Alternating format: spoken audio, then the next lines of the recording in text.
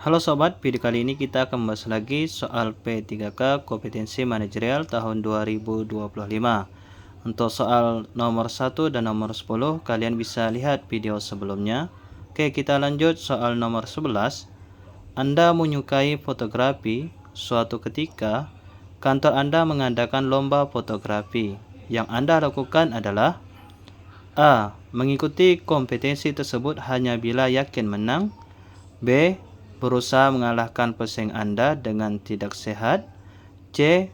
Tidak mengikutinya karena takut kalah. D. Mempelajari teknik terbaru fotografi dan berusaha yang terbaik. D. Mempelajari teknik terbaru fotografi dan berusaha yang terbaik. Soal di atas ini bertujuan untuk mengetahui sikap Anda ketika berhadapan dengan kesempatan dan tantangan dalam mencapai tujuan.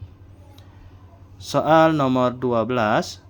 Ketika Anda ke pusat perbelanjaan, tiba-tiba anak Anda meminta dibelikan mainan, maka Anda akan A. Menolak karena harganya mahal.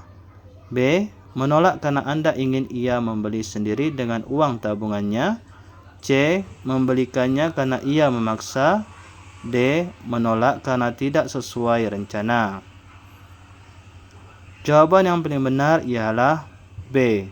Menolak karena Anda ingin ia membeli sendiri dengan uang tabungannya. Oke, kita lanjut soal selanjutnya. Nomor 13. Jika Anda sedang cuti kerja, tiba-tiba atasan Anda menelpon untuk menyuruh Anda mengerjakan tugas di rumah secara mendadak. Sikap Anda adalah A. Mematikan ponsel. B. Memerintahkan staf lain untuk mengerjakannya. C. Meminta atasan agar tugas tersebut dapat diselesaikan setelah Anda cuti. D. Memenuhi perintah atasan dengan segera. Jawaban yang paling benar ialah D. Soal ini untuk mengetahui kepedulian Anda dan kesigapan Anda ketika melihat orang lain mengalami kesulitan, namun berbenturan dengan kepentingan pribadi Anda. Oke, soal nomor 4. Apakah Anda bersedia memperdebatkan sesuatu walaupun kelompok itu jelas tidak setuju dengan Anda? A. Saya akan tetap mempertahankan argumen saya. B. Saya akan menyimak argumen lain terlebih dahulu. C. Saya akan berpikir ulang dan mencari jalan tengah. D. Saya mengalah. Jawaban yang paling benar ialah C. Soal ini bertujuan untuk mengetahui kemampuan Anda dalam mengendalikan diri ketika pendapat Anda ditolak oleh orang lain. Apakah kondisi tersebut menyulut emosi Anda atau memotivasi Anda untuk memperbaiki diri? Soal nomor 15. Suatu hari Anda sedang rapat bersama para pimpinan. Salah seorang pimpinan mengeluarkan pendapatnya, namun Anda tidak setuju dengan pendapat tersebut, maka Anda akan A. Langsung mengeluarkan pendapat Anda juga walaupun ia pimpinan. B. Menutup mulut karena tidak mau membantah pimpinan. C. Mengiyakan saja untuk menyetujui pendapat pimpinan. B. Meninggalkan ruangan rapat karena Anda geram dengan pimpinan Anda. Jawaban yang paling benar ialah A. Langsung mengeluarkan pendapat Anda juga walaupun ia pimpinan. Nah, soal ini bertujuan untuk mengetahui bagaimana sikap Anda tentang kepedulian dan menghargai perbedaan. Dengan menyampaikan pendapat yang ingin Anda utarakan, karena semakin banyak kritik dan saran akan semakin baik juga untuk hasil rapat. Soal nomor 16. Suatu negara mengizinkan rakyatnya untuk menyampaikan pendapat, opini, atau fakta selama hal yang disampaikan tidak melanggar hukum peraturan yang berlaku. Opini yang sebaiknya tidak disampaikan adalah opini A. Berbagai hal yang menyinggung perasaan orang lain. B. Berbagai hal yang mengancam keutuhan kelompok. C. Berbagai hal yang menyinggung bertemakan sara. D. Opini yang mengandung unsur dendam pribadi. Jawaban yang paling benar ialah C. Berbagai hal yang menyinggung bertemakan sara. Oke, soal ini bertujuan untuk opini yang disampaikan tidak disampaikan adalah opini yang dapat mengganggu pemerintah, dalam memelihara persatuan negara adalah opini yang menyinggung bertemakan SARA. Oke, soal nomor 17.